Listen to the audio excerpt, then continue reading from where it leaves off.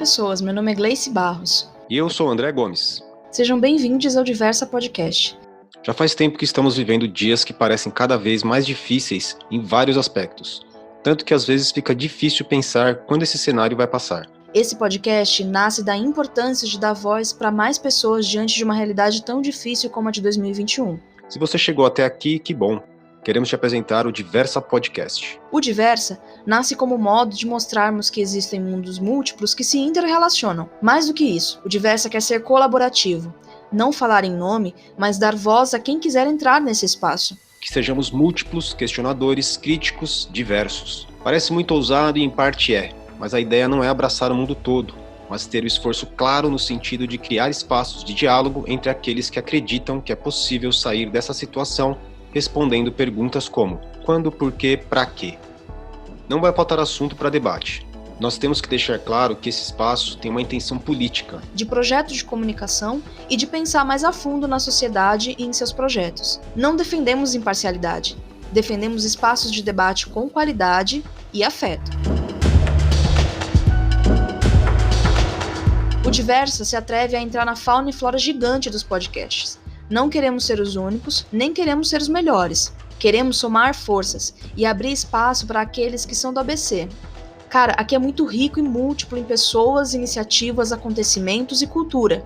A gente precisa mostrar isso também. E com essa intenção que decidimos encarar a construção desse projeto. E André, vamos falar um pouco sobre o episódio de hoje? Ficamos pensando que, como temos a proposta de aproveitar o espaço dos podcasts para debater, para em alguma medida passar dados e informações, além de criticar e problematizar assuntos, seria importante iniciar discutindo alguns aspectos das mídias sociais, imprensa e democracia. Um bom tema para começar.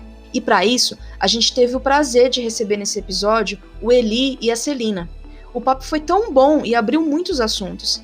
Não conseguimos debater tudo e nem era a nossa intenção, mas foi um papo muito rico, muito interessante e superou nossas expectativas. A gente queria mais uma vez agradecer a Celina e ao Eli por terem topado iniciar esse projeto com a gente. E eles vão nos contar quem são. E a gente espera que você que está nos ouvindo goste. Então coloca os fones e relaxa. Tá começando o Diversa Podcast.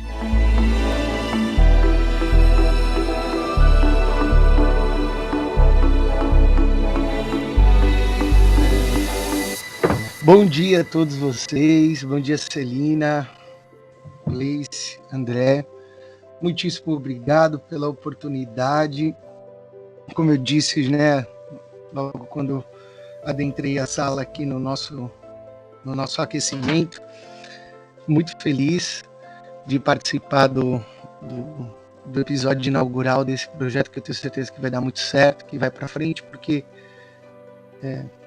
debater, conversar, pensar a respeito é o que a gente está precisando para esse momento que nós vivemos, né?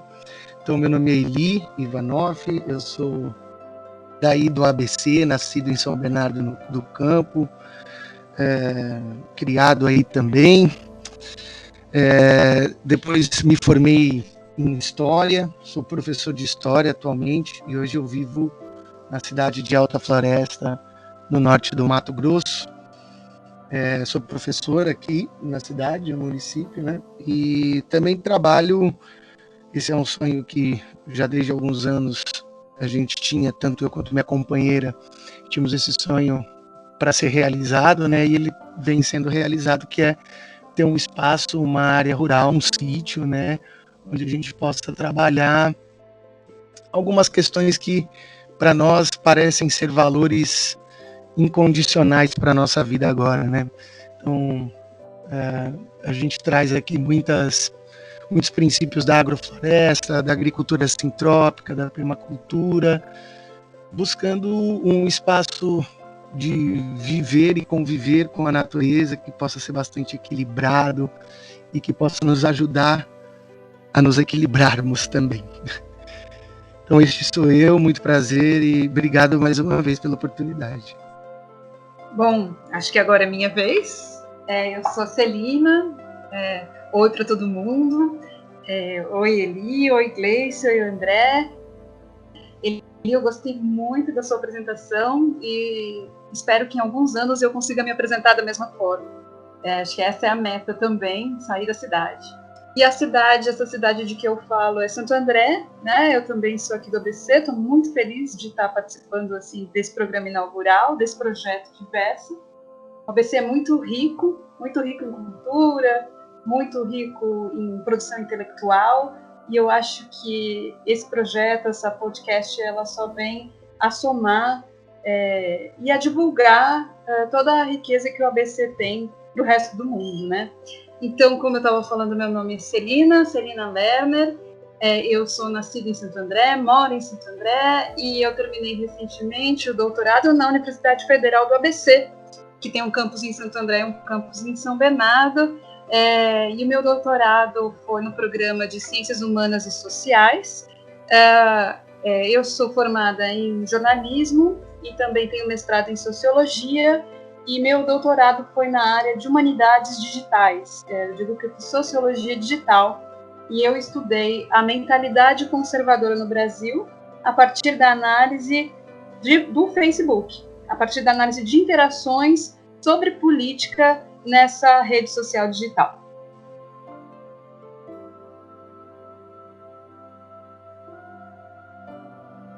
E aí, gente, assim, acho que para começar o debate, a ideia aqui que a gente discuta um pouco é exatamente o papel da internet, o papel das mídias sociais hoje na nossa realidade, no nosso momento do nosso século, né, em que tem toda uma discussão a respeito de como se desenvolve a democracia a partir de um instrumento com o poder que a internet tem, né?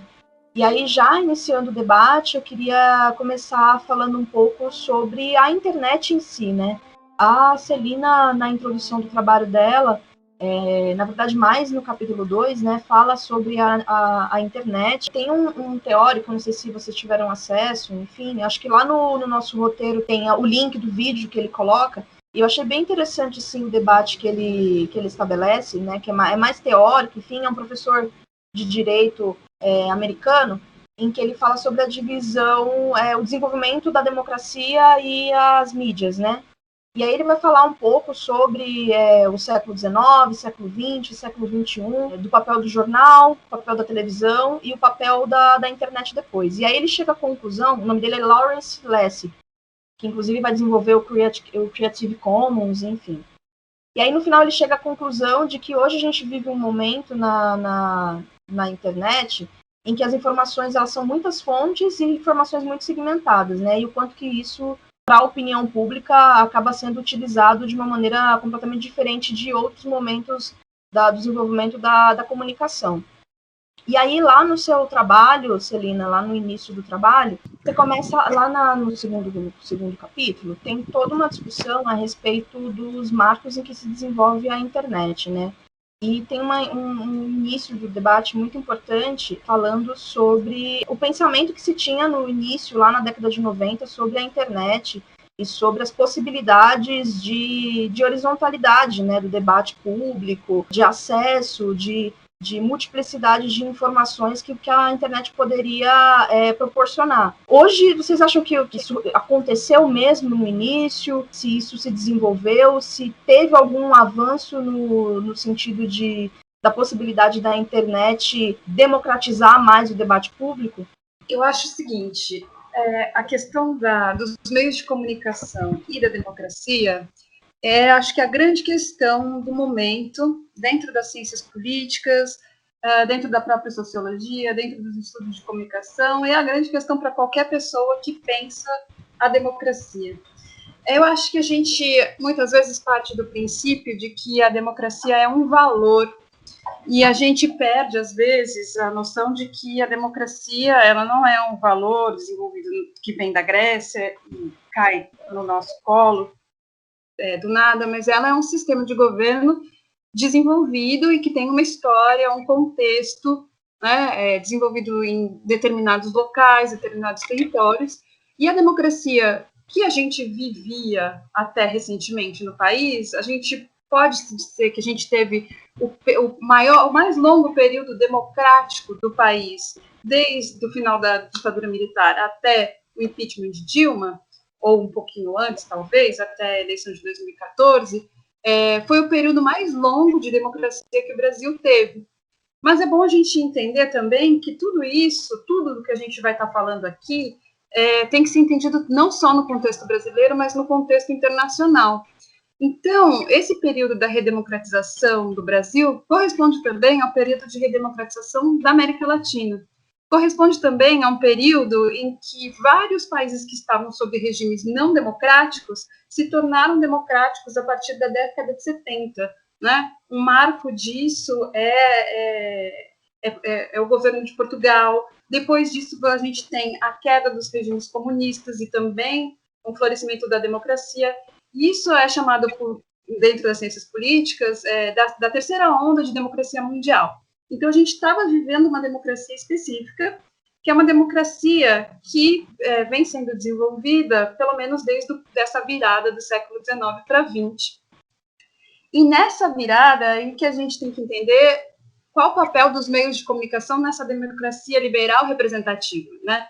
Então, a gente tinha, logo no começo, quando esses estados estavam se formando, esse sistema complexo que mantém o poder e mantém isso que a gente chama de democracia, né?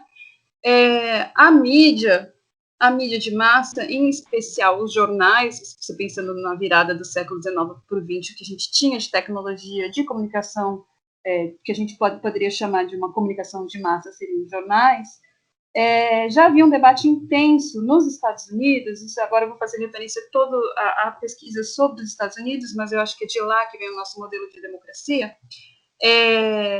sobre o quanto os jornais poderiam ou não falar o que quisessem. Porque os jornais falando o que quisessem, eles falavam e muitas vezes desestabilizavam governos e muitas vezes era desinformação. E aí você tinha o judiciário tentando controlar os jornais brigando e tal, papapá. E aí quando deu, acho que na crise de 30, você decidiu que precisava ter alguma regulação, mas essa discussão nunca foi uma discussão fechada. O que acontece é que um pouco antes este modelo de Estado que a gente tem, a partir da década de 70, essa democracia que se propaga pelo mundo a partir da década de 70, ela é um modelo que ela é desenvolvida nos Estados Unidos, em especial por teóricos liberais da Escola de Chicago, e que tem uma pesquisa importante sobre a comunicação e que decide-se essa questão de se a mídia deve ser regulada ou não, dizendo sim, a mídia deve ser regulada, porque sim, a mídia tem um poder de desestabilização de governos, a democracia depende sim da mídia, a mídia faz esse controle também, né, para o governo ele mesmo também não extrapolar, mas a mídia deve ser regulada, mas essa regulação deve caber à própria mídia, deve ser uma responsabilidade social das próprias empresas se autorregularem. Então, é isso que a gente tinha, né? E aí foi assim que se desenvolveu. Então, a gente acha que o jornalismo tem esse papel de regular governo, mas quem regula o jornalismo? E isso vai. Aí isso funcionou e estabilizou governos dessa forma, né? A gente conseguiu ter um período longo de democracia. Quando a internet vem, isso muda todo esse cenário. Porque com os veículos de comunicação de massa, você tem uma opinião pública em que apenas um grupo, que é o grupo dos proprietários dos veículos, é o que consegue dar as informações que são difundidas por toda a sociedade. Então, você tem um certo mecanismo de formação de consensos. Então, é consenso, inclusive, que a democracia é o melhor sistema de governo. Foi consenso durante esse período. Quando a internet chega, esse mecanismo acaba se enfraquecendo. Então, assim, falei um monte, mas é para introduzir o debate, entender o que está sendo chacoalhado aí nesse momento com a internet.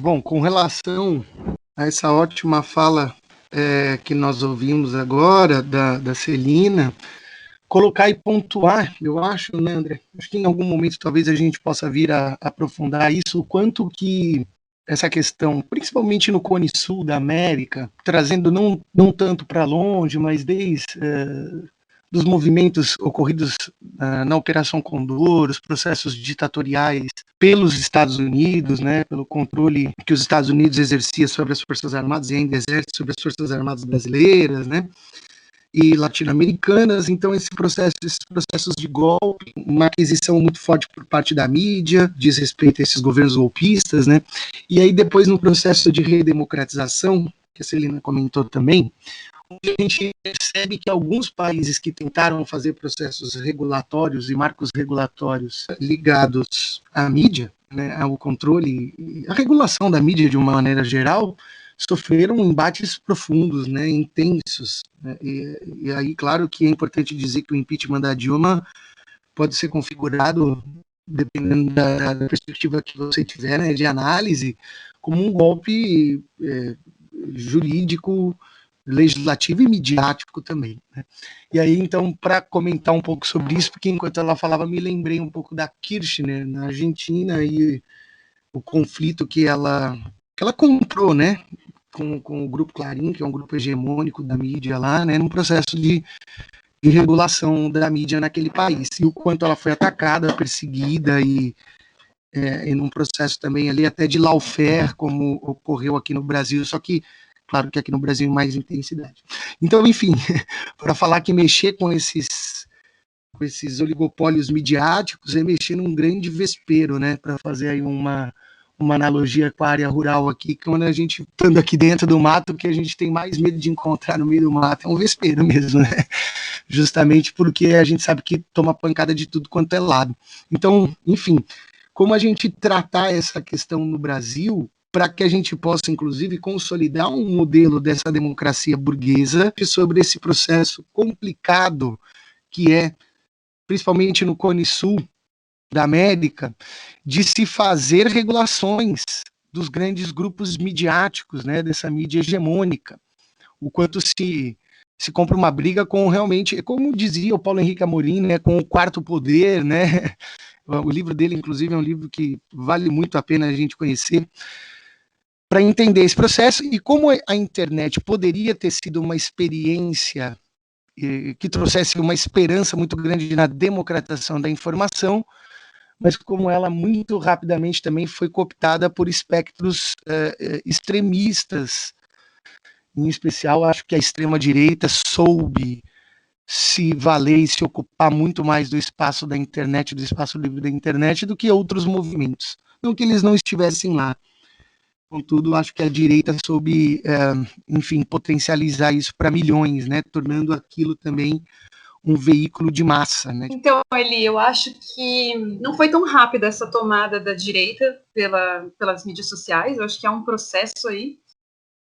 O que eu acho, eu concordo completamente com a questão de quem é um vespeiro mesmo, né? Mexer com a questão da comunicação e da hegemonia de determinados grupos é muito complexo, é um vespeiro para você democratizar, e é um vespeiro porque também a própria democracia burguesa, como ela foi construída, depende também desses grupos. Talvez esse paradoxo é que não tenha sido levado em conta logo no começo, né, em que a internet desponta como uma nova forma de comunicação. Ela é vista dentro da academia, que é de onde eu falo, com muitos bons olhos e como uma possibilidade de democratizar o acesso à informação, e ela, de fato, começa a fazer um embate a esse monopólio, né, da informação que a comunicação, a mídia de massa detinha, né? Então, no princípio, a academia celebrou muito o uso da internet, por exemplo, para a criação de redes de ativismo global, como no caso do apoio aos zapatistas no México. Isso foi ainda no finalzinho do século XX.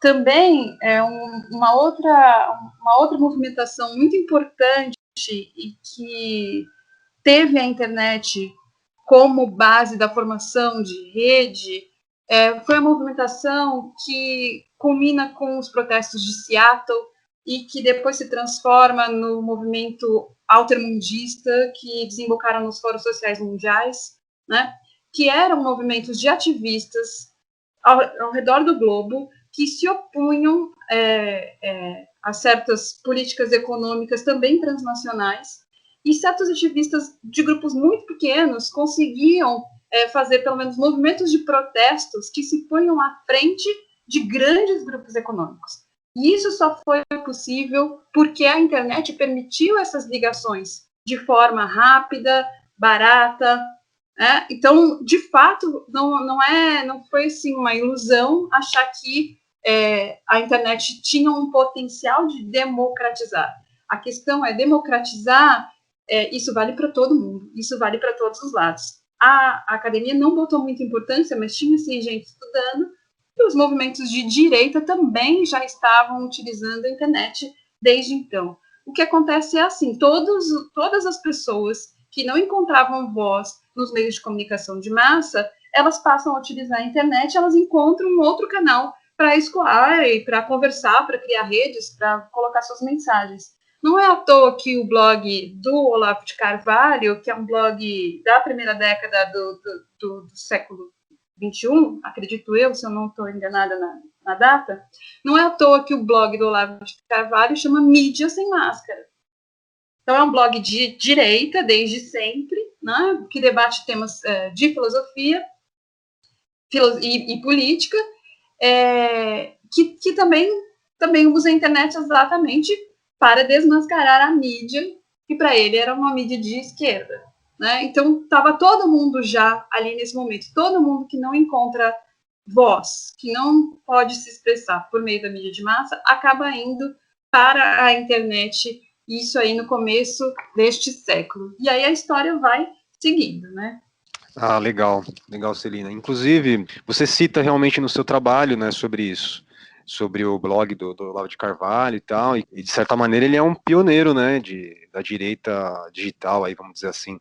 E aí, pegando o gancho sobre o que você estava citando, e pegando mesmo algumas pontuações que eu tirei do seu trabalho. Tem 2 termos interessantes aqui que eu já li a respeito um pouco, eu queria que você falasse um pouquinho deles, que é o gatekeeping e o agenda setting.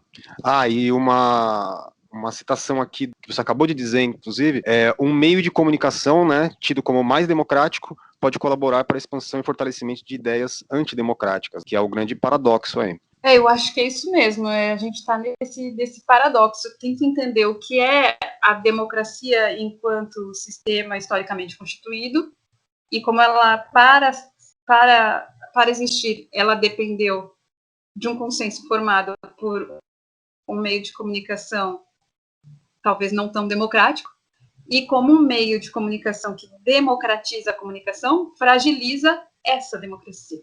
Acho que essa é a grande questão. Gatekeeping e agenda setting são termos utilizados nas teorias de comunicação que falam exatamente sobre esse período que a gente estava falando, da hegemonia da mídia de massa, como a formadora da opinião pública, e são poderes que a mídia tem, ou funções que a mídia tem, acaba exercendo no seu próprio dia a dia, no próprio exercer da atividade de comunicação, que é a função de determinar sobre o que se fala e também quem fala e sobre o que se fala. E como se fala. Vocabulário, quais os assuntos que você vai estar pensando e falando no seu dia a dia com as outras pessoas. Isso tudo, se você reparar, quantas vezes você não se pega conversando com as outras pessoas sobre coisas que você viu na televisão, sobre aquilo que você leu no jornal, né? E existem muitas outras coisas para as quais você poderia estar olhando, né? Como o Eli traz essa referência do mundo rural, que não está na televisão, pelo menos não da forma como ele está tendo acesso por estar lá, entendeu? Então, é um pouco isso, entender o quanto a mídia ela tem essa influência na nossa vida e acaba tendo essa influência também no todo o sistema de governo. A gente tem que estar o tempo todo olhando para as várias escalas, né? Para a escala do governo, do país, do estado, local, do município e a nossa própria vida, porque é sobre isso, no fundo, que a gente está falando. Nossa, perfeito. Muito, muito rico, né, o debate, assim. Eu queria só retomar um pouquinho uma questão que eu acho que é importante, assim, porque muito bem colocado, tanto pela Celina quanto pelo Eli, tem a ver com o debate sobre a democracia, né? Na verdade, eu queria colocar um outro elemento no debate que tem a ver com essa possibilidade de expansão de debates, de opiniões, que a gente está discutindo aqui, que na verdade ela é muito bem apropriada por conglomerados, inclusive pela publicidade também, né? Então, Hoje o que a gente vê é que existem as bolhas dentro da internet em que o mercado publicitário se utiliza muito, né? Mas antes disso, eu acho que tem uma questão também dessa discussão e desse questionamento a respeito de como é formada a democracia, né? A democracia burguesa. E eu acho que a internet, na verdade, ela demonstrou mais essas fissuras, né? Essas fissuras em relação a como se compõem esses conglomerados de mídia, essas informações que são passadas. E eu queria só, se a gente pudesse comentar um pouco sobre isso, o que exatamente a internet traz, além da possibilidade desses espaços de direita conservadora, por exemplo, se expressarem. Mas, por exemplo, do ponto de vista desses conglomerados, eles conseguiram se apropriar muito bem, né, desses espaços, né? O que a gente vê hoje é que mesmo com toda essa quantidade de fontes, até não verificadas, né, ainda assim existem os conglomerados, eles continuam existindo. Não, quer dizer, não é que, por exemplo, o grupo Folha ou o grupo da Globo caíram por conta da existência da internet, né? Essa questão trazida pela Gleice é muito legal, muito importante, sobre essa questão midiática. Mas quando você falou do Agenda 7, eu me lembrei umas aulas lá no início do século XXI, na faculdade ainda, que eu lembro que eu fiz uma disciplina chamada História e Mídia, e era uma disciplina optativa, e falava do Lippmann, que é um cara que escreve, acho que na década de 20, ele já está falando sobre essa questão de como a mídia tem uma capacidade enorme de moldar aquilo que a gente pensa e a forma como a gente enxerga as coisas, né?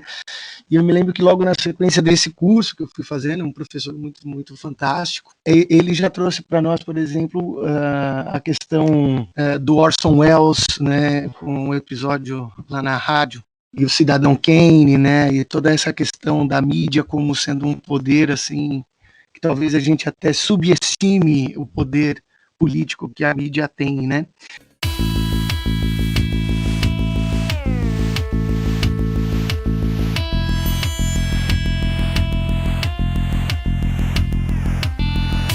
Olá, esse é o Ponto I, e de inserção ou insert, como falamos popularmente no mundo audiovisual. Faremos o ponto I, isso é, essa inserção dentro do Diversa Podcast, quando precisarmos contextualizar, explicar ou lembrar algo mencionado durante o episódio. No caso de hoje, o ponto I atende pelo nome de Orson Welles. Esse cara foi um cineasta falecido em 1985 aos 70 anos, mas que marcou profundamente o cinema e a história americana do século XX. Em 1938, ele fez uma transmissão ao vivo dramatizando o livro de ficção científica A Guerra dos Mundos, do escritor H.G. Wells. E o programa relatava a chegada de centenas de marcianos no estado de Nova Jersey. Os méritos da genial adaptação, produção e direção da peça eram do então jovem e quase desconhecido ator e diretor de cinema norte-americano, Orson Welles. Em forma de programa jornalístico, ele tinha todas as características do radiojornalismo da época, às quais os ouvintes estavam acostumados. Reportagens externas, entrevistas com testemunhas que estariam vivenciando o acontecimento, opiniões de peritos e autoridades, efeitos sonoros, som ambientes, gritos, a emoção dos supostos repórteres e comentaristas. O medo paralisou 3 cidades e houve pânico principalmente em localidades próximas a Nova Jersey, de onde a CBS emitia e onde Wells ambientou sua história. A CBS calculou na época que o programa foi ouvido por cerca de 6 milhões de pessoas, das quais metade sintonizou o programa quando já havia começado, perdendo a introdução, que informava tratar-se de rádio-teatro semanal.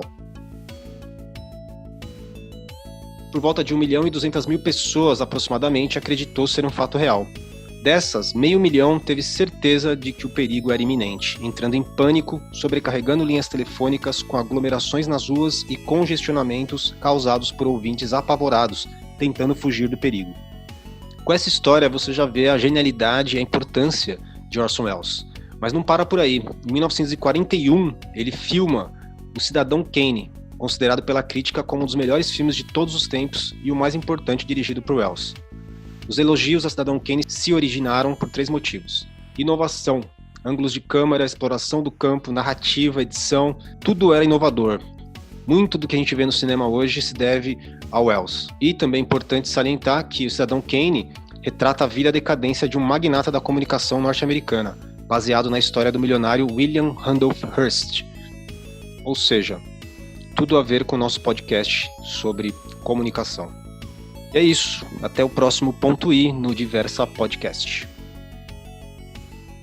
Quando a gente volta lá nos federalistas que estão pensando os três poderes, né, o executivo, legislativo, judiciário, os sistemas de contrapesos, né, para que esses poderes pudessem ser regulados e que pudessem ser equilibrados entre si. Quando a gente fala do quarto poder da mídia, a gente fala de um poder que tem pouca regulação, que a gente discute pouco essa questão inclusive institucional dentro da sociedade da mídia, né?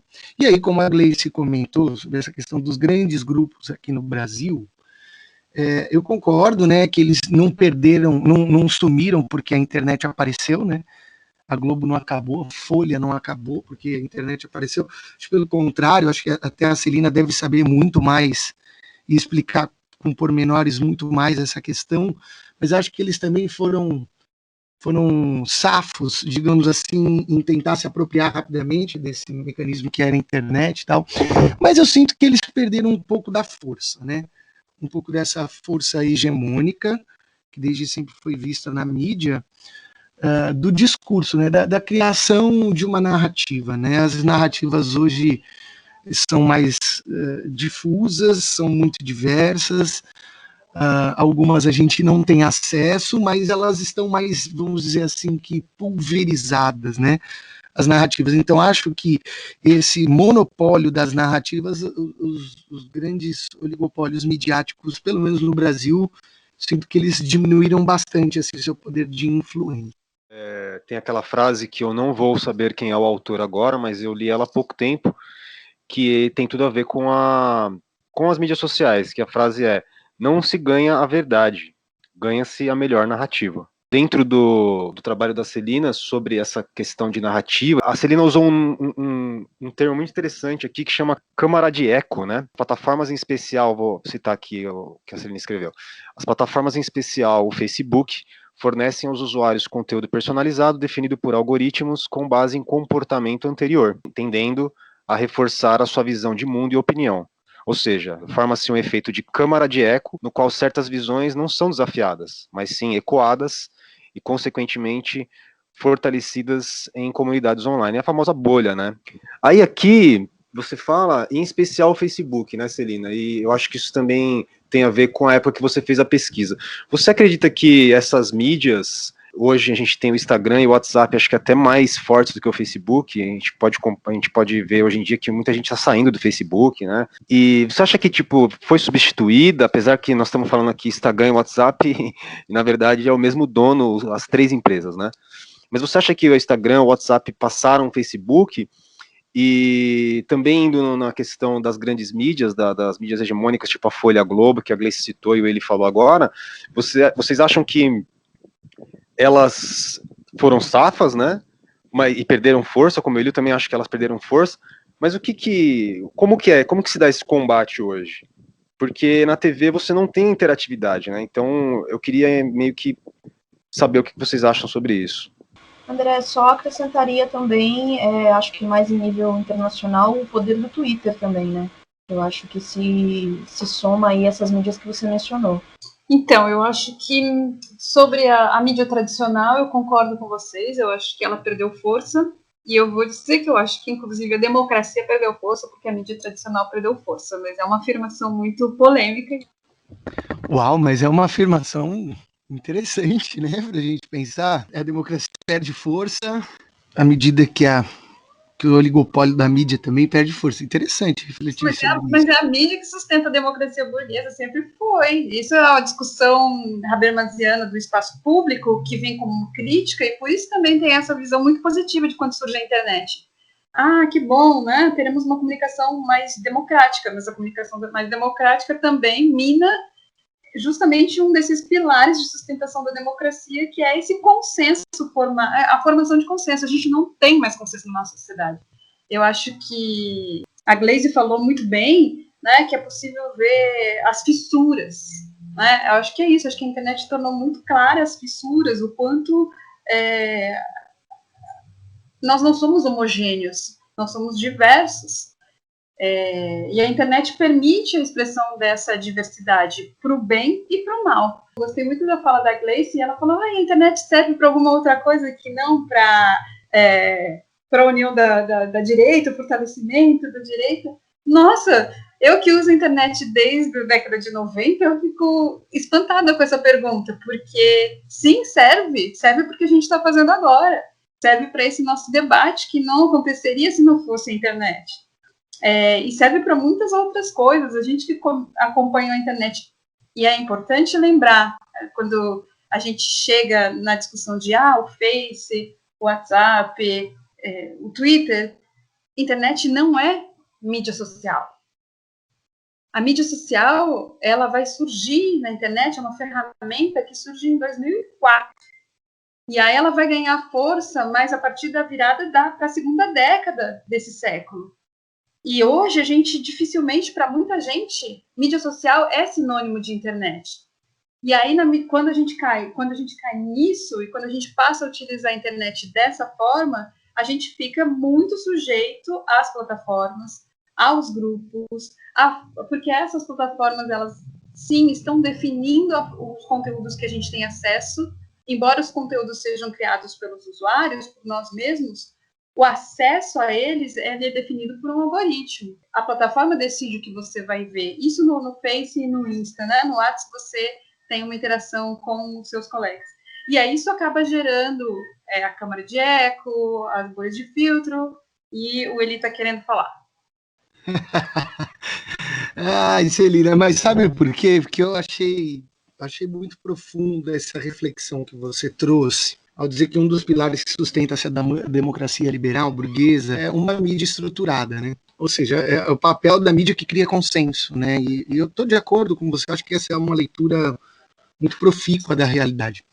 Mas aí, me problematizando essa reflexão, me traz uma seguinte questão. Então, talvez a gente nunca tenha vivido no Brasil, né, uma democracia de fato que tenha amadurecido, né, para fazer mais um paralelo aqui com esse mundo rural, né?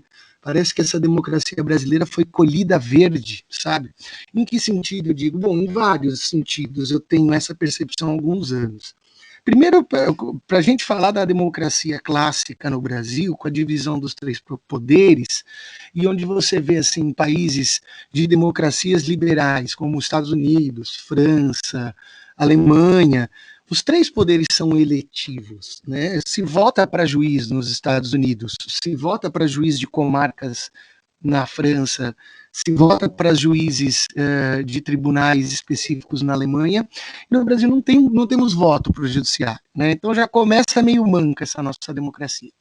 E aí, partindo para esse outro pilar, que é o conglomerado da mídia que cria, de certa maneira, então, esses consensos que permitem a sustentação dessa burguesia, dessa democracia burguesa liberal, permite que ela fique em pé. Aí a gente pega, por exemplo, a Globo como sendo um instrumento criado durante a ditadura militar, a sanha golpista dos grandes conglomerados brasileiros de comunicação. Bom, o Estado de São Paulo, que é um jornal centenário, defendeu a escravidão na época do Império, né? Então, e aí ele foi seguindo na sua visão retrógrada, reacionária, conservadora, sendo um veículo de mídia, portanto, importante para a sustentação de uma democracia liberal, mas sendo profundamente golpista, né? Na sua essência, nos seus editoriais. Acho que isso serve para a Folha e por aí vai. Então, será que é isso? Será que nós não tivemos ainda um amadurecimento dessa democracia e talvez o bonde da história tenha passado para que esses grandes conglomerados tenham contribuído para a consolidação dessa nossa democracia burguesa no Brasil? Só para finalizar, porque aí eu pego, por exemplo, alguns casos da mídia nos Estados Unidos que derrubou governos, né? Acho que a ideia geral seria essa. Por que é necessário a gente ter uma mídia organizada que crie consenso para a democracia burguesa funcionar? Mas o que acontece com essa mídia brasileira que é golpista? É uma ideia muito interessante sobre esse consenso, que nós não temos mais consenso depois da internet, né? Porque antes a hegemonia era das grandes empresas de comunicação, e agora não, agora você tem tudo, então você não tem mais consenso mesmo, cada um tem a sua câmara de eco e bolhas, assim por diante. Eu comecei a pensar isso, na verdade, alguns anos atrás, quando eu estava ouvindo a CBN de manhã, e aí o pessoal estava falando sobre algumas questões jurídicas, inclusive da Lava Jato e tal. O apresentador começou a passar uns áudios de WhatsApp dos ouvintes. Se um cara qualquer pode falar contra um advogado o que ele quiser, e eu não estou dizendo que a pessoa não tem direito de falar, mas as pessoas, tipo, não têm qualificação às vezes e ela tem só uma opinião. E agora é só opinião mesmo, né? É um negócio que você vê que ele tá totalmente... Ele detonou, né? Ele bagunçou tudo, a internet, as redes sociais, ela bagunçou completamente esse consenso. Não tem mais consenso mesmo. Fiquei pensando muito no termo mídia independente, né? E se é possível a gente pensar em mídia independente, e aí também como uma provocação, né?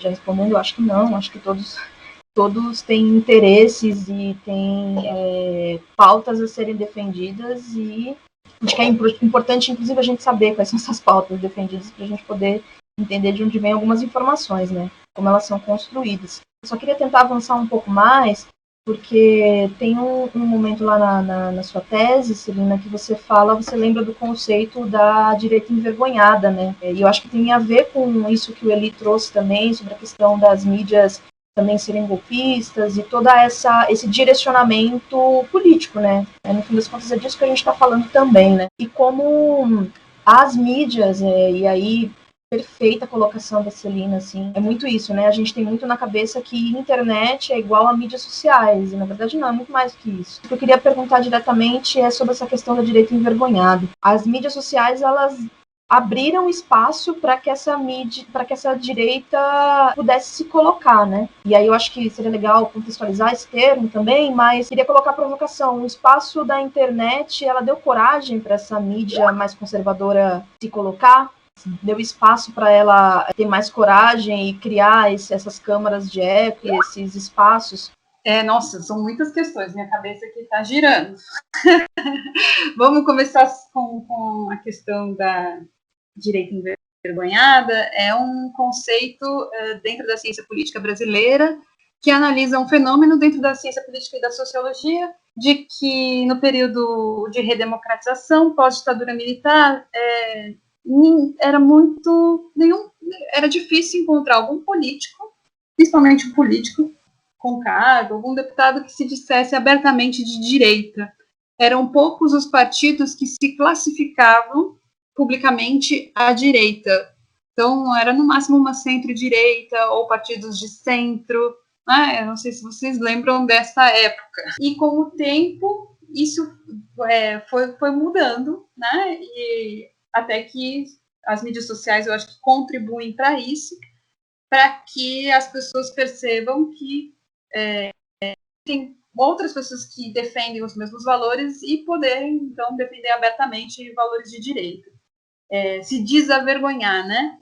Tem um trabalho que eu acho que é fundamental e que vale a pena ler, que chama Ciladas da Diferença, do professor Antônio Perucci, sociólogo da Universidade de São Paulo, em que ele vai investigar, ele vai conversar com eleitores do Maluf, com mais do que eleitores, pessoas que declaravam seu voto no Maluf e que também tentavam convencer outras pessoas a votar no Maluf. Então, nessa época da direita envergonhada, ele mostra que existem sim pessoas, não necessariamente exercendo cargos ou na mídia, que continuam defendendo esses valores. Então, isso sempre permaneceu na nossa sociedade, por mais que essa direita fosse envergonhada. Então, eu acredito sim que a internet possibilita que essas vozes que não são aceitas pelo discurso hegemônico, que elas permaneçam, que elas se desenvolvam, que as pessoas formem redes, que as pessoas se encontrem e desenvolvam, assim, a sua identidade. Eu acho que a internet proporciona a todos nós um aprofundamento em nós mesmos. Você vai buscando, com um algoritmo ou não, porque essa também é uma grande discussão dentro dos estudos da internet, o quanto os algoritmos que são responsáveis por a gente ficar na nossa câmara de eco, ou quanto nós mesmos é que buscamos aquilo que nós já conhecemos aquilo que nos faz sentir confortável, né? E aí a gente vai se aprimorando no nosso próprio campo. A gente mesmo não se abre para ouvir coisas diversas, né? Então a internet proporcionou que isso, acho que acaba gerando essas culturas, e essa também é um termo que tem usado muito, essa polarização, né, na sociedade e na política. Mas a gente estava falando de um monte de temas aí. Eu queria só dizer que essa questão da mídia como formadora de consenso, ela aparece muito em Noam Chomsky, tá? Acho que também vale a pena ver essa referência. E eu gosto muito de uma discussão que eram 2 autores que faziam, mas agora eu só lembro do nome de um, que é o Yasha Monk. Depois eu deixo todos os nomes escritinhos, que eles falam dessa decadência da democracia agora, e que tem a ver com o fato de que, como é que eu vou colocar? A democracia se manteve no mundo e se tornou o regime de governo hegemônico no mundo a partir da década de 70 e 80 do século passado, porque ela foi interessante para certos grupos econômicos, né? Os países, naquela época, mais fortes dentro do sistema capitalista global eram países democráticos. Então, parecia que era uma boa ideia, que a democracia era muito boa para suportar o capital, e foi isso, talvez, que tenha permitido a expansão da democracia pelo mundo, mais do que as lutas sociais, talvez, porque é dessa democracia que a gente está falando. E nesse momento histórico, a gente vê um ator no cenário global, que é a China, que a gente não pode dizer ser exatamente uma democracia, mas que é um ator muito forte. E isso eu acho, essa discussão está no Yasha Monk, e aí, de repente, para esses grupos econômicos, começa a haver o questionamento de se a democracia é, de fato, o melhor sistema de governo para o lucro próprio, né? E eu acho que é um pouco isso que a gente vive hoje, numa escala global. Só um pano de fundo aí.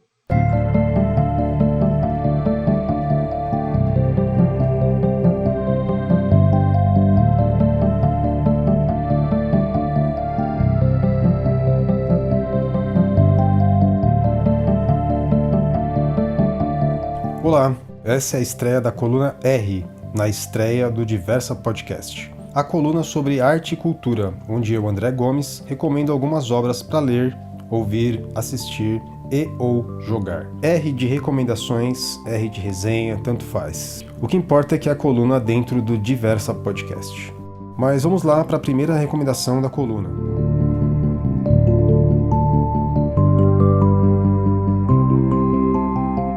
Enquanto ficava cada vez mais faminto, enquanto o trem ficou parado hora após hora num desvio entre uma pedreira esburacada e empoeirada e uma fábrica temporariamente fechada, teve pensamentos sombrios sobre a realidade da fome e sobre a possível inadequação de sua sociedade para enfrentar a fome, sem perder a solidariedade que era sua força. Era fácil partilhar quando se tinha o suficiente, mesmo escassamente suficiente para viver.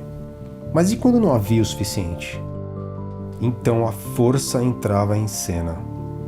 A força reivindicando direitos, poder e a sua ferramenta, a violência. E seu mais fiel escudeiro, o olho desviado.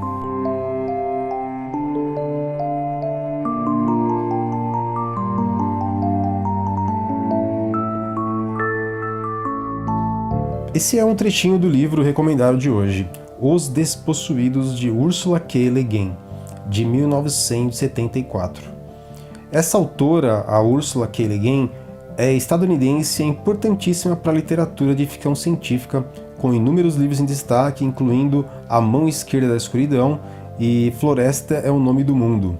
Os dois, publicados já no Brasil, eles se encontram dentro do ciclo Rhenish, que é um universo compartilhado que serve de cenário para alguns de seus romances. Falecida em janeiro de 2018, boa parte de sua obra ainda não foi publicada no Brasil. Aliás, a maioria não foi.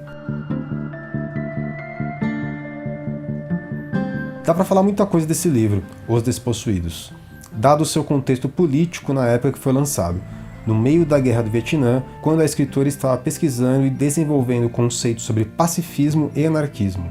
Foi difícil escolher só esse trechinho aqui que eu li, de tantas passagens e diálogos memoráveis que o livro contém. A história começa quando Shevek, um jovem físico que vive em uma isolada utopia anarquista fundada décadas atrás no planeta Anarres, que decide viajar até seu planeta irmão, Urras, que vive em uma sociedade hierarquizada com muitas riquezas e tecnologia, mas também muitas guerras e pobreza. E o Shevek, ele vai para lá para tentar compartilhar de uma descoberta dele e tentar pôr fim ao conflito entre as duas nações planetas. O estilo, forma que Hollywood poderia definir esse tipo de história é a do peixe fora d'água. Aquele tema recorrente de alguém que sai do seu lugar para ir ao desconhecido e novo para ele e que nos apresenta todos os desdobramentos, choques das pessoas, culturas que estão se encontrando pela primeira vez.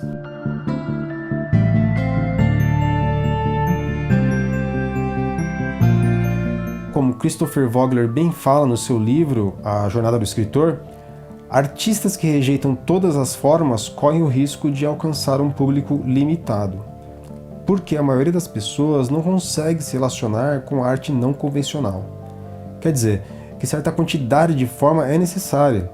As pessoas esperam e divertem-se com isso. Desde que sejam feitas variações dessa forma por meio de combinações ou arranjos inovadores que não a deixem cair numa fórmula previsível. E é bem isso que acontece por aqui. Mesmo o livro tendo sido publicado em 1974, ele não é previsível.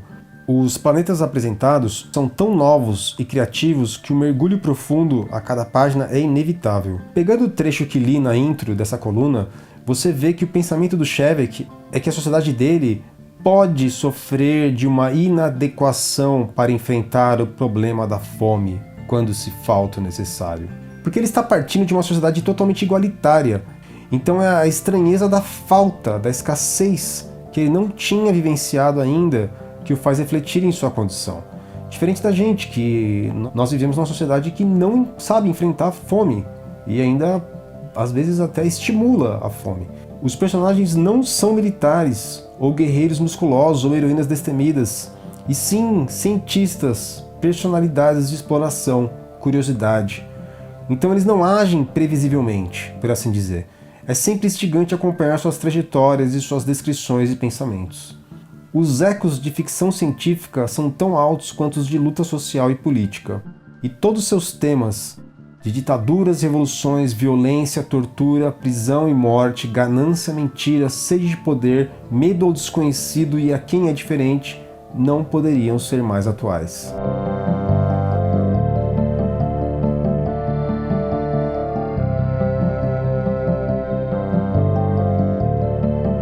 Eu que sempre me interesso por temas anarquistas, não tive contato com esse livro ou a sua autora até a pandemia. E eu me surpreendi como não me chegou antes esse romance. Cheio de tudo que me interessa numa história: drama, política, filosofias postas em xeque, ideal versus concreto, ilusão de plenitude de um povo perdido e outra ilusão de um povo esclarecido, interrogação. O livro levanta muito bem todos esses dilemas urgentes, com tempo para tecer argumentações feministas, pacifistas e, sobretudo, científicas e anarquistas, como sendo o centro descentralizado de toda a trama.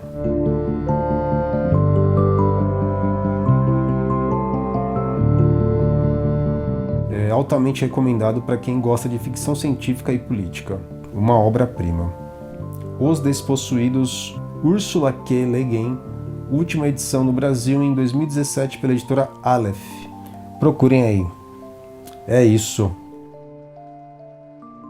Pegando a partir dessa questão que você falou, eu acho que eu fiz essa provocação em relação ao tema que você colocou no seu trabalho, né, na sua tese, em relação à direita envergonhada e esses espaços nas câmaras de eco, tal. Eu acho que é um debate muito importante, porque eu acho que ele resulta, e todo esse debate que a gente está fazendo, né, ele resulta no que a gente viu um pouco. Vou puxar alguma coisa mais concreta do nosso momento, que tem a ver com as eleições de 2018, né? Não sei se vocês querem falar mais alguma coisa a respeito de outros temas, Mas eu fiquei pensando muito nessa questão do papel, né, do WhatsApp, né, uma mídia social, que acabou se tornando o principal espaço de debate público, se é assim que a gente pode colocar, nas eleições de 2018, né? Então, me parece, e quando eu paro para relembrar o processo das eleições de 2018, o Bolsonaro não participou de nenhum debate na televisão, no rádio, né? Não, pelo menos eu não me lembro de nenhum específico na TV ou no rádio, e fez toda a sua campanha dentro do WhatsApp e passou de um candidato que era improvável ao presidente da República, né? E eu acho que entra muito nessa discussão que nós estamos fazendo aqui, inclusive, vou colocar outro elemento, né? Tem a ver com as fake news, tem a ver com essa multiplicidade de fontes que eu mencionei lá no início, mas que eu acho que demonstram, é um exemplo concreto disso tudo que a gente está dizendo, né? Dessa segmentação das coisas dentro da sociedade, essa possibilidade de criar espaços de debates sem possibilidade de contraditório, enfim, e eu acho que o maior exemplo disso, falando em Brasil, são as últimas eleições, né? Eu acho que esse exemplo, eu acho que ele realmente junta tudo que a gente está falando aqui. Tudo mesmo. As eleições de 2018, eu acho que elas sintetizam, elas só acontecem e elas só são inteligíveis se a gente levar em conta todos os fatores que a gente falou aqui, que parecem que são tão desconexos ou falam de níveis tão diferentes, de momentos históricos tão diferentes, mas eles se unem, eles chegam todos no mesmo lugar, que é nessa eleição de 2018. E a gente está falando aqui do caso brasileiro, mas isso, né, a gente tem que falar que em 2016 Trump foi eleito nos Estados Unidos e vários outros presidentes na mesma linha foram eleitos no mundo e usando as mesmas estratégias, né? Então, eu posso voltar a fazer uma linha narrativa e também uma pequena linha histórica do uso da internet para a política. Então, a gente começou, eu falei lá no comecinho do programa, que movimentos alternativos faziam frente ao grande capital utilizando a internet. Depois, a gente começa por volta de 2002, 2003, 2004, surgem os blogs, estouram os blogs, e vão fazer frente à mídia. São pessoas que vão escrever sobre assuntos os quais elas conhecem e que vão estar trazendo narrativas novas e elas começam a balançar essa hegemonia da mídia da qual a gente estava conversando. E aí, em 2008, se não me engano, vem a eleição do Barack Obama. E na eleição do Barack Obama se usou... Aí a gente já está falando de rede social, né? Aí a gente já está falando de Facebook especificamente. E a eleição do Barack Obama houve um uso muito intenso das mídias sociais. Era difícil imaginar um presidente negro eleito nos Estados Unidos. E isso aconteceu. E essa eleição ela é conhecida na academia como a eleição 2.0, por causa do uso da internet. Então, até aí, né, estava todo mundo feliz, não é? Um candidato de esquerda, as esquerdas ganhando pelo mundo. E o que acontece de lá para cá? E aí eu acho que há essa descoberta da direita, da rede, mas não é que a direita não estava na rede antes disso, ela estava, né? Como o Olavo de Carvalho, como há exemplos de uso de pessoas grupos de extrema direita, grupos neonazistas, tudo aquilo que você não pode falar em público, né? Se fala na internet, e já se falava desde sempre. Mas o que acontece é a descoberta ou a intensificação do uso das redes sociais pelos grupos políticos institucionalizados de direita. E grupos que não são grupos tradicionais, como partidos tradicionais, mas são grupos que entram para a política de uma hora para outra. Né? Perceba que é uma questão muito discutida hoje em dia, a questão desses, como do Bolsonaro e outros presidentes pelo mundo, que são eleitos sem serem membros de algum partido tradicional. Então, além de tudo, então, quem é a base de apoio, quem está apoiando, como é que se dá essa estrutura? Fake news, E outras estratégias de mídia social são estratégias, e elas são coordenadas. E elas são estratégias desses grupos, não que os outros grupos não usem, né? Mas elas têm relação com esses grupos econômicos, elas têm uma coordenação internacional, e, de fato, elas tiveram o efeito que elas tiveram. Mas elas também só são entendidas e só tiveram efeito porque havia possibilidade, havia o público para elas aqui, né? Então, você tem que olhar para os dois lados. Na minha tese, especificamente, eu olho para o público. Eu olho para as pessoas que recebem esse conteúdo, para as pessoas que repassam esse conteúdo, para as pessoas que comentam esse conteúdo, para as pessoas nas quais esse conteúdo que foi mobilizado por esses atores políticos, as pessoas nas quais esse conteúdo reverbera. É para isso que eu olho no meu trabalho. Então, é realmente complexo e acho que, sim, a eleição de 2018 sintetiza muito do que a gente vem debatendo aqui. Aproveitando o gancho e a pergunta, pois é, eu vejo 2018, acho que assim, a questão da contextualização que a Celina trouxe é maravilhosa, nos faz ainda aprofundar um pouco essa reflexão que eu já vinha trazendo, mas de maneira muito individualizada e pessoal, né, sobre a eleição de 2018. Desde a eleição 2.0 do Barack Obama, por exemplo, a internet já entra como uma ferramenta indispensável nessas disputas eleitorais. Acho que a gente vai ter da desgrameira toda aqui do Brasil de 2018 em 2016 com a eleição do Trump, a figura do Steve Bannon como esse manipulador dessa nova ferramenta, mas eu vejo que aqui no Brasil, em 2018, era uma eleição, pela minha perspectiva, né, ela vinha sendo preparada desde 2016 com o golpe da Dilma. E esse golpe era parlamentar, ele era jurídico, ele era midiático, e da grande mídia, né? Importante a gente salientar que é a grande mídia quem abraça a Operação Lava Jato, quem abraça e espetaculariza, por exemplo, a condução coercitiva e posteriormente a prisão do Lula, né? Então, tudo isso cria esse clima para a eleição de 2018, mas esse grande conglomerado midiático que faz parte do golpe de 2016 tinha outro candidato, que não era o Bolsonaro.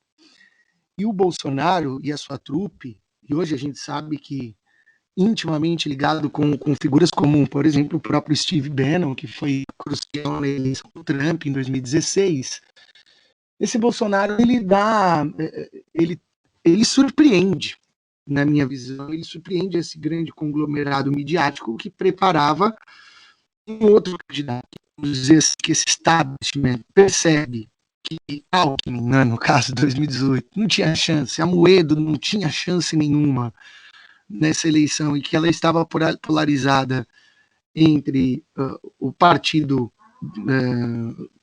o PT, né, o partido que vinha aí já governando o Brasil há alguns anos, há 13 anos, até o golpe de 2016, e que ainda continuava sendo um partido forte nas urnas, e uma nova força que vai se pautar totalmente nessas estratégias das mídias sociais, utilizando as mídias sociais e as redes sociais na internet para divulgação das suas teses, das suas maluquices, das suas fake news, né? Eu acho que isso vai acabar surpreendendo essa grande mídia. Eu fico sempre com o editorial às vésperas do segundo turno do Estadão, né? Uma escolha difícil, como se fosse difícil escolher entre um militar expulso do exército e com requintes de sociopata e um professor universitário da USP, né? Como se fosse muito difícil fazer uma escolha como essa, né?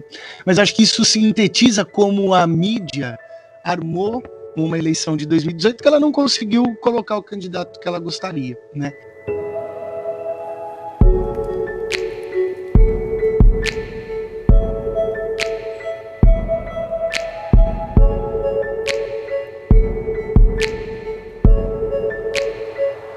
Acho que tem bastante esclarecedor tudo que a gente está conversando aí. Acho que a gente já pode se encaminhar já meio que para finalizar.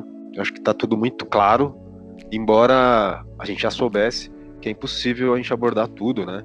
Então, acho que é um debate extenso, né? Para finalizar, eu acho que a gente podia... É possível né, para todos nós aqui respondemos, né? Eu, na verdade, eu estou perguntando porque eu exatamente não tenho uma resposta.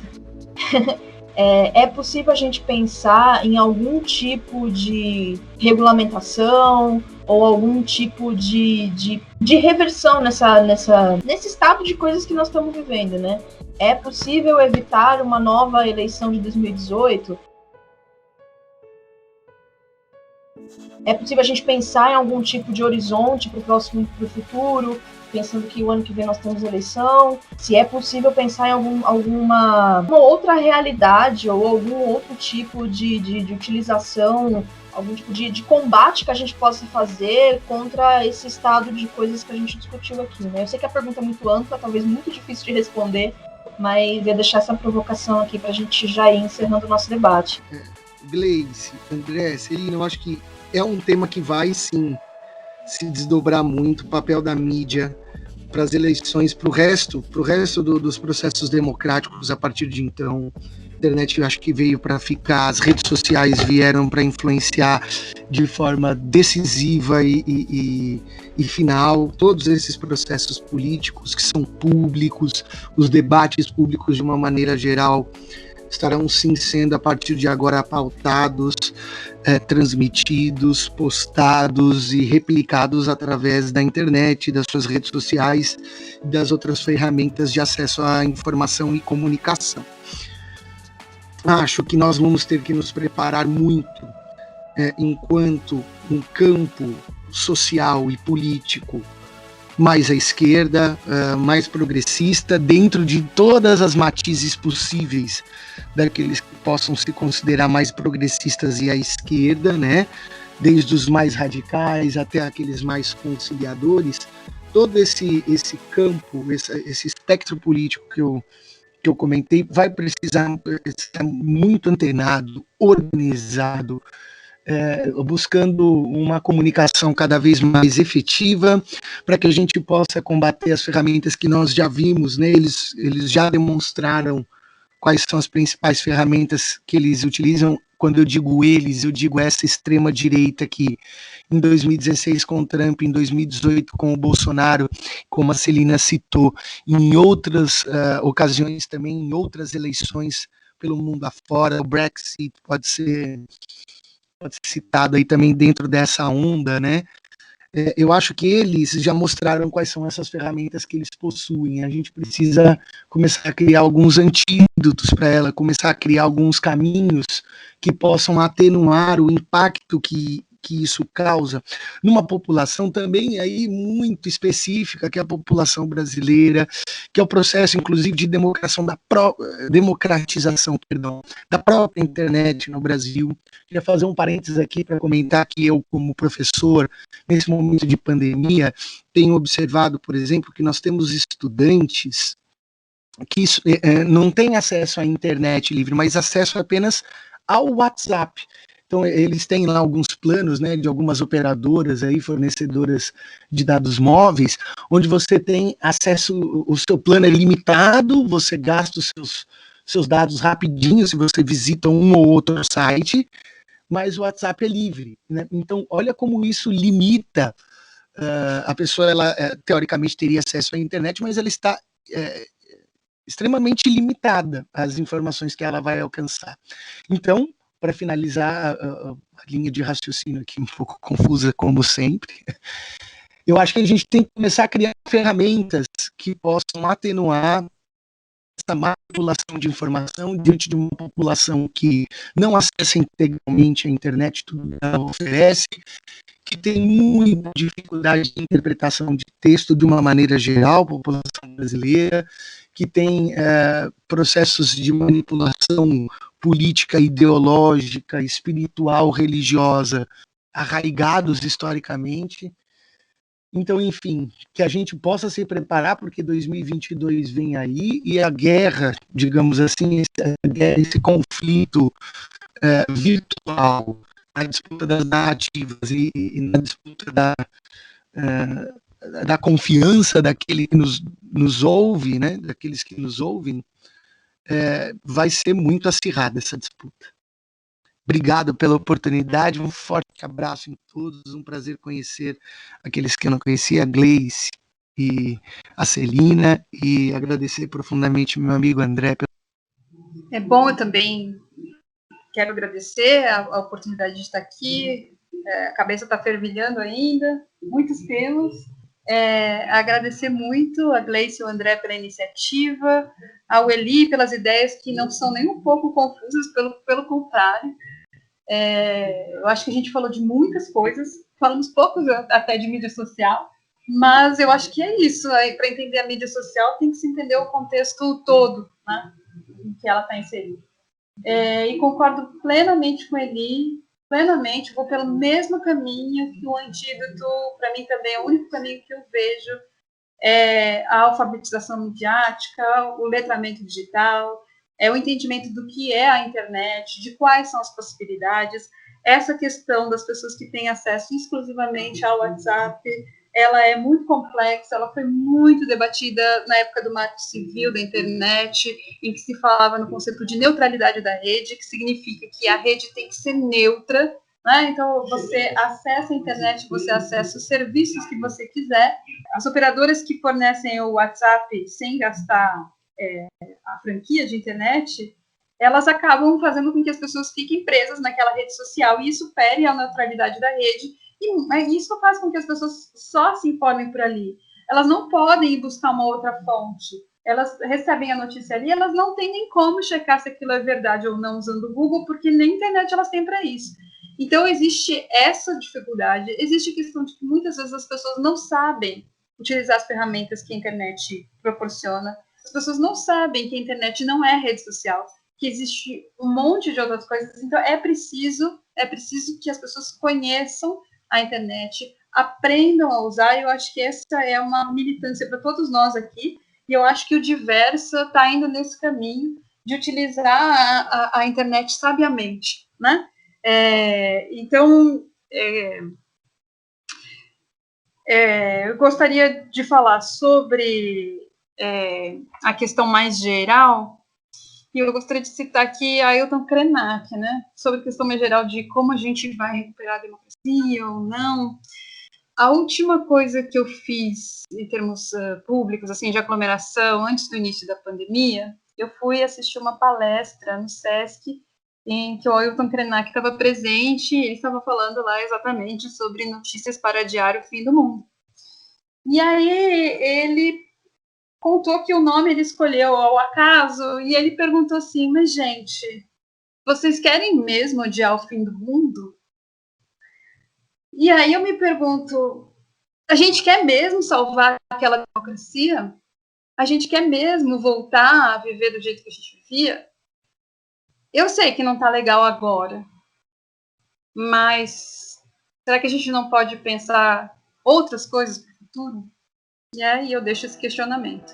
E agradeço a vocês que estão com a gente até agora, vocês que acharam esse programa na internet, estão conosco, estão fazendo um uso diferente da internet, e agradeço muito a todos pelo convite e a todos que estão ouvindo.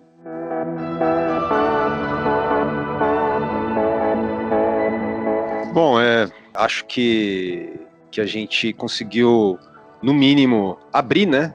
Abordar e colocar em xeque algumas coisas aí, levantar realmente muitas questões, né? Muitos fatores que fazem com que a gente esteja vivendo assim hoje, muitas coisas que já tinham acontecido há muito tempo atrás, diante da pesquisa desse neoconservadorismo aí. E acho que esse último que a Celina citou, acho que ele realmente é essencial, né? O Ailton Krenak, porque ele já está há muito tempo nesse meio, eu tenho lido muita coisa a respeito dele, não cheguei a ler o livro dele, mas legal a gente encerrar com essa provocação dele que você viu na palestra, porque é muito, muito forte, né? Tipo, a gente quer mesmo salvar esse mundo. É muito, muito boa mesmo. E mais uma vez agradecer aí a participação de vocês dois, sou muito feliz mesmo.